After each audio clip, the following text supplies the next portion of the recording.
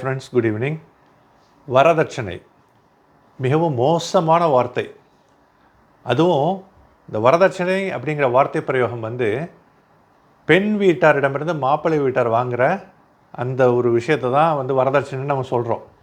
Actually அது ரிவர்ஸில் வருது. வரதட்சணை கண்டிப்பாக வரவேற்கத்தக்கது எப்போன்னா, மாப்பிள்ளை வீட்டார் பெண் வீட்டிற்கு கொடுக்க வேண்டும், அதுதான் கரெக்டு. ஏன்னா திருமணம் அப்படிங்கிற ஒரு பந்தம் ஏற்படுறப்போ, அந்த ஒரு விஷயம் திருமணம் கல்யாணம் நடக்கிறப்போ தன்னுடைய வாழ்க்கையினுடைய சந்தோஷமான தருணங்களை நிறைய விஷயங்களை தன்கிட்டேருந்து நீக்கிக்கிட்டு தியாகம் பண்ணி போகின்ற இடத்தில் ஒரு பெண் தான் மாப்பிள்ளை வீட்டுக்கு போகிறாங்க வாழ்க்கையை நடத்துவதற்காக, வாழ்வதற்காக.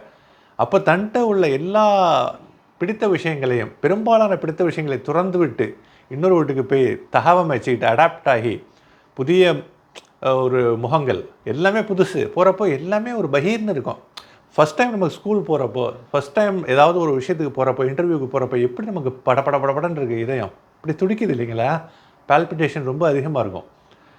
அப்போது ஒரு பெண் தன்னுடைய பிறந்த வீட்டை விட்டு 18, 20 எப்போ கல்யாணம் ஆகிறாங்களோ அத்தனை வருஷம் கழித்து போகிறப்போ ஒரு புதிய இடத்துக்கு எவ்வளோ ஒரு கஷ்டமான ஒரு சுச்சுவேஷனை ஃபஸ்ட்டு பழகிறதுக்கு அவங்க டைம் எடுத்துக்குவாங்க. அப்போ இத்தனை ஒரு மோசமான ஒரு கஷ்டங்களுக்கும் உள்ளாகும் பெண்மணிக்கு தான் ஆண் அந்த தட்சணையை கொடுக்கணும். கல்யாணத்திற்கான தட்சணையை பெண் பெற வேண்டும், ஆண் கொடுக்க வேண்டும். ஆனால் நம்ம இங்கே ஊரில் நம்ம சமூகத்தில் ஆண் கேட்கிறான், கூச்சம் இல்லாமல் பிச்சை கேட்கிறான் பெண் வீட்டாரிடமிருந்து. இன்னும் சில பேர் நான் கேட்கலங்க, அவங்களா போடுறபடி விருப்பத்துக்கு போடுறதுனா. நீ பிச்சை கேட்டு, அதாவது விருப்பப்பட்டு பிச்சை கேட்டா என்ன, இல்லை அவங்களா கொடுத்து பிச்சை நீ வாங்கிட்டா என்ன, பிச்சை தான். ஒரு ஆண்மகன் உண்மையாகவே ஆண்மை உள்ளவனாக, உடலளவில் ஆண்மை இல்லைங்க, ஒரு கம்பீரமான ஆண்மை அவனுடைய பர்சனாலிட்டியில் இருக்குன்னா ஒரு காசு கூட வரதட்சணை பெண்ணை வாங்கவே கூடாதுங்க. ஆனால் அந்த வரதட்சணை கேட்காம ஒரு விஷயம் நடந்தால் அவன் பெருமையாக கூட நினச்சிக்க கூடாது. ஏன்னா பெண்ணுக்கு அவன் வாரி கொடுக்கணும். அவ்வளோ கஷ்டத்தோடு தான் பெண் வீட்டிலேருந்து அவங்க தாய் வீட்டிலேருந்து புகுந்த வீட்டுக்கு வர்றாங்க.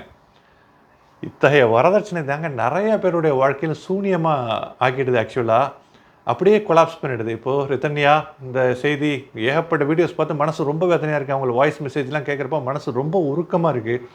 இது நடந்திருக்கக்கூடாது அப்படின்னு சொல்லிட்டு நல்லா வாழ வேண்டிய ஒரு இளம்பெண் வாழ்க்கை போயிடுச்சு.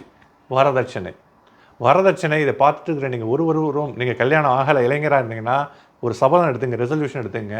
ஒரு காசு கூட அவங்க கொடுத்தாலும் சரி நீங்கள் வாங்கக்கூடாது. வரதட்சணை இல்லாமல் நீங்கள் திருமணம் முடியுங்கள். உங்களுடைய கம்பீரம், உங்களுடைய ஒரு அற்புதமான பர்சனாலிட்டி நீங்கள் சொல்லாமலே உங்களை சுற்றி வெளிப்படுங்க. இது உறுதி. தேங்க்யூ கைஸ் ஃபார் வாட்சிங்.